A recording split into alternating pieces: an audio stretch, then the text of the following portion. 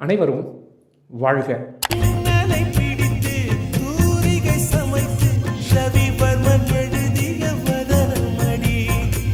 இதில் தூரிகையும் வதனமடியும் என்ற சொல்லுடைய பொருள் என்ன? தூரிகை என்றால் வரைய பயன்படுத்தும் அந்த கருவி, எழுதுகோள் என்று வைத்துக்கொள்வோம்.